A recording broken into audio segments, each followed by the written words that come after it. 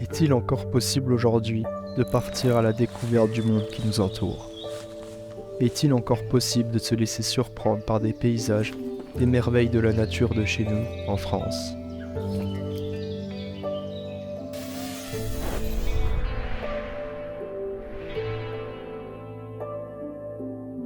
C'est en quête d'exploration que nous trois, jeunes venus de tout le pays, nous partons à la découverte d'une rivière qui nous était étrangère à tous jusqu'ici, la Dordogne.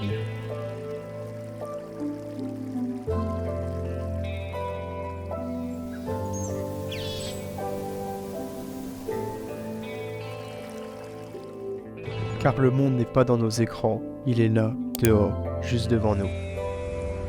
Et c'est l'éblouissement. Bienvenue en Dordogne, connue pour son eau claire et peu polluée, connue pour toutes ses variétés de poissons et pour sa diversité de paysages.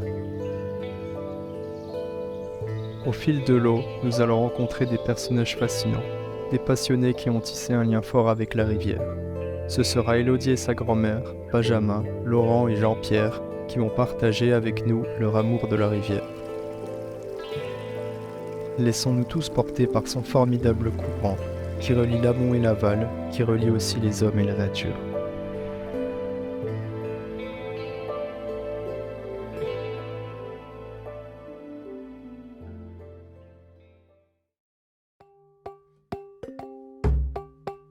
Je m'appelle Benjamin Bondonneau. Je vis à Vézac, au-dessus de la Rogajac, et je suis musicien et peintre. Je suis Laurent Lignac, donc je suis gérant d'une structure couleur Périgord. Moi je m'appelle Élodie et j'ai 34 ans. Je m'appelle Eliette Rode et j'ai 94 ans et on est toujours venus au bord de l'eau. Jean-Pierre Audiver, né au seul bien longtemps. J'ai 14 ans et je suis passionné par la nature en général, les abeilles, la rivière. Que pensez-vous de la Dordogne et qu'est-ce qu'elle représente pour vous? Il suffit de passer tous les matins dans la vallée, on voit bien que c'est chouette. Voilà, les châteaux, la brume, la rivière qui est quand même majestueuse, qui est quand même super propre. Moi je viens tous les jours ici, j'ai la chance d'avoir des vacances, d'en avoir pas mal, donc même quand je travaille, le soir je viens. J'aime bien sa force, son énergie, sa vitalité, c'est vraiment... je trouve que c'est très apaisant en fait de venir ici, même si c'est 1 heure pour lire, pour marcher ou pour me baigner à la meilleure saison. C'est reposant. Oui, c'est vraiment ressourçant et je me verrais vraiment pas vivre à un autre endroit. La rivière s'écoule toujours ici au pied. D'une certaine façon, elle est toujours là, mais c'est jamais la même eau, vu qu'évidemment, elle part, quoi. Donc elle est toujours renouvelée. Et du coup, de fait, avoir cette espèce de grand axe de vie comme ça au pied, ça pousse à faire des choses avec, quoi. Elle véhicule du sens aussi. Donc c'est important de continuer à la questionner. Alors avec le corps, quand on va se baigner, quand on fait du bateau, tout ça, mais vraiment de la questionner en tant que couleur, que matériaux sonores. Oui, c'est quand même une région où c'est suffisamment vallonné pour que ce soit pas monotone. On n'est pas dans les plaines céréalières toutes plates. Au niveau architecture, patrimoine, c'est quand même super riche. Il y a le confit de canard.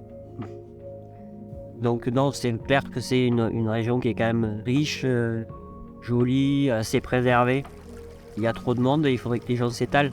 Alors, ma relation, c'est bête ce que je vais dire, mais j'ai une relation d'amour. C'est vrai que j'aime cette rivière, j'ai écrit poésie là-dessus, je l'aime. La Dordogne, d'abord, c'est la rivière où j'ai appris à nager, où j'ai appris à pêcher, où j'ai appris à connaître l'eau, à connaître les poissons. Donc pour moi, elle est unique. En plus, elle est belle, on va dire. Cette rivière, elle reste encore, malgré les atteintes des barrages et autres, elle reste encore sauvage. Et j'ai toujours vu, quand j'étais gamin, du poisson en quantité dans la Dordogne. Et en été, pour nous, c'était un plaisir d'aller fouiller, d'aller voir la vie qui était cachée. Voilà. Oh, ben, elle représente beaucoup, c'est notre univers si vous voulez, parce qu'on a toujours aimé la Dordogne. On s'y attache, il n'y a rien à faire. Moi j'aime autant la Dordogne. Je ne sais pas pourquoi. C'est comme ça. On voit du monde l'été. Ils se promènent, ils se baignent. Et alors on arrive ici, on a la Dordogne à côté, on a les pêcheurs qui viennent, vous voyez beaucoup de monde. Maintenant, il n'y a plus de poissons, il n'y a plus rien. Alors. Si vous avez constaté des changements sur la rivière au cours des dernières années. Alors la pêche a mal évolué. Bon, d'autres vous diront, maintenant on a des silures, c'est un poisson de sport. Oui, bien sûr, c'est vrai, je le pêche aussi. Mais je regrette tellement l'époque, il y avait des bandes de barbeaux infinies. Et donc, c'est dans ce sens que je dis que ça a mal évolué, parce que il y a une biodiversité piscicole qui est moindre qu'elle était à cette époque-là, bien moins. Effectivement, il y a toujours les problèmes liés à la surpopulation estivale, voilà, il reste un problème. Et en même temps, on en vit, donc c'est difficile de cracher dans la soupe. Ce qui est sûr, c'est qu'avec la rivière, on se rend compte que les périodes où il fait très chaud, là, depuis quelques années, quand elle approche les 30 degrés, là, on sait que ça ne va plus du tout. Quand la rivière a certes pas, il y a des développement de bactéries.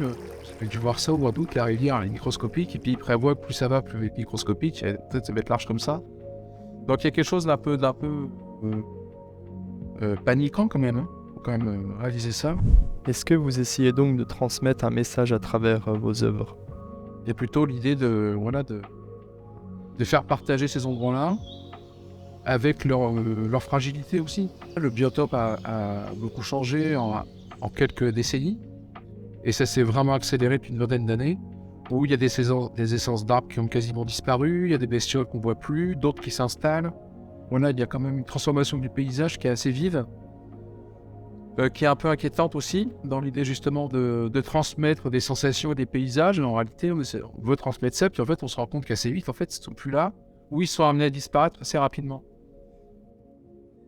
Vous considérez donc comme un pêcheur écolo. Alors, déjà, sur cette parcelle, on protège l'environnement par les arbres qui ont été plantés là, sur la parcelle, pour éviter que tout ce qui est de culture plus ou moins intensive reparte à l'eau. Ça, c'est une station d'épuration naturelle. Si je prends un poisson qui actuellement a du mal à survivre, je le remets à l'eau. Je ne pêche plus les carpes, j'étais un bon pêcheur de carpes. Je ne les pêche plus, parce que j'en vois, il y en a encore, mais ça se reproduit mal. On prend conscience petit à petit du trésor, quoi. Et on se rend compte que petit à petit, les gens, à part, vous avez bien vu, il y a encore quelques saouins qui balancent un peu tout à la rivière, mais les gens sont plus sensibles à ça. Bon. Il y a quand même une évolution des mentalités au niveau de l'environnement. Elle se ressent aussi nettement pour l'eau. Bien qu'il y ait encore des choses à faire. Hein. Il y a aussi des établissements comme Equidor, comme le SMETAP, qui s'occupent non seulement de la rivière, mais de la qualité de l'eau. Tout ce qu'ils font sur les marchés pour améliorer la qualité de l'eau. Et qui dit amélioration de la qualité de l'eau, dit amélioration de la faune piscicole, enfin de tout le milieu, quoi, voilà.